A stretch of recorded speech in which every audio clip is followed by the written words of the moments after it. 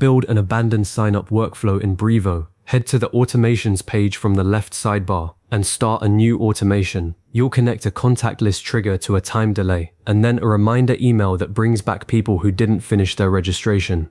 If you find this step-by-step guide helpful, please like and subscribe, and let's get straight into the builder. First, log into your Brevo account. Open your browser, type app.brevo.com, or if you're on a regional instance, use that dedicated URL and sign in with your email and password. Once the dashboard loads, you'll see your campaign stats in the center and the navigation bar down the left side. Pause here and double-check you're inside the right workspace, especially if you manage multiple Brevo accounts for different brands or clients. Automations are workspace specific, so logging into the wrong one means you'll end up building the entire workflow in a place that doesn't have the correct contact list. I've made that mistake before and had to rebuild, so it's worth the quick glance. Now, in that left sidebar, scroll down and click Automations. The page that opens shows any automations you've already created, along with their status, paused or active, and some basic performance metrics. Look for the blue button at the top right that says Create an Automation. Click it, and the automation builder opens on a fresh canvas. Before you place a single step, rename the workflow. Up at the top left, you'll see a default title, something like My Automation. Click on it and type Abandoned Sign-Up Recovery, or whatever naming convention keeps you organized.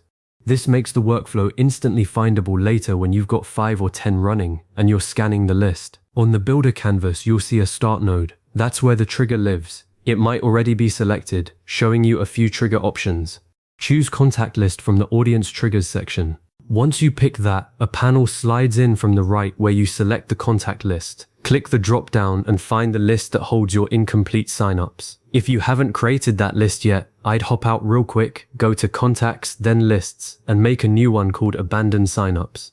Then make sure your sign-up form or integration adds users there exactly when they drop off. Back in the automation, select that list. There's often a small checkbox labeled something like Once per contact.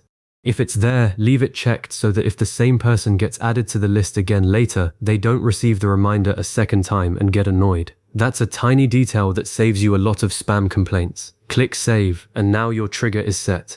The Start node will show the list name, confirming that whenever a contact enters that list, the workflow kicks off. Underneath the trigger, you'll see a little plus button. Click it and choose Time Delay from the Actions and Conditions menu. The Delay Config panel appears, and here you pick how long Brevo should wait before moving to the next action. You can set it in minutes, hours, or days. I usually go with 1 hour for sign-up abandonments. The logic is that if someone started filling out your form but got distracted, they might come back on their own within that hour. If they haven't, the reminder lands while the intent is still warm.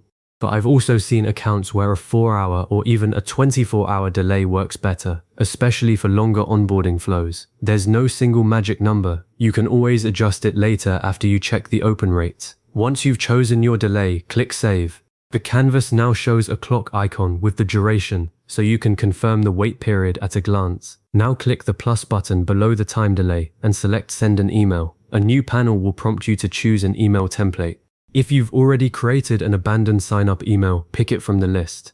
Otherwise, click Create a New Email to open the drag and drop editor. Let me quickly walk you through what makes a good recovery email. Keep the subject line direct, something like "Did you forget something?" or "Your account setup isn't quite done," and maybe include the first name.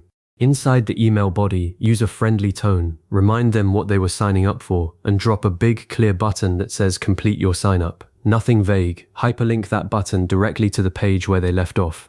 If you can pass the contact's email as a query parameter so the form pre-fills, that's even better, because removing friction is everything here. And always personalize with at least the first name using Brevo's personalization tags. After you've selected or tweaked the email, click Save. The Send Email action now sits in the workflow, connected right after the delay, and you'll see it labeled clearly.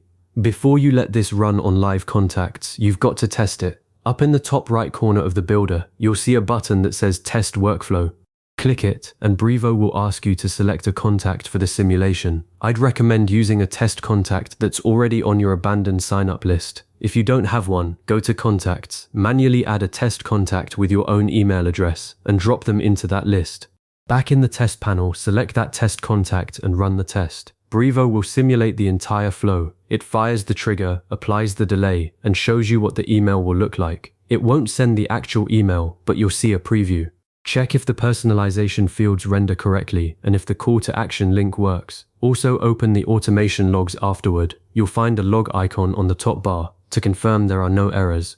If everything looks good, the last step is to toggle the activate switch at the top right from off to on. The moment you do that, your workflow goes live and any new contact added to that list will start the process. I always keep the workflow paused until I've tested with at least 3 different sample contacts, just to be safe.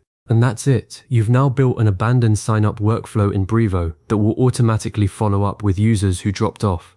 Next, I'd recommend watching the performance section under automations to see your open and click-through rates, and consider creating a similar workflow for abandoned carts if you're running an e-commerce store. Thanks for watching, and I'll see you in the next one.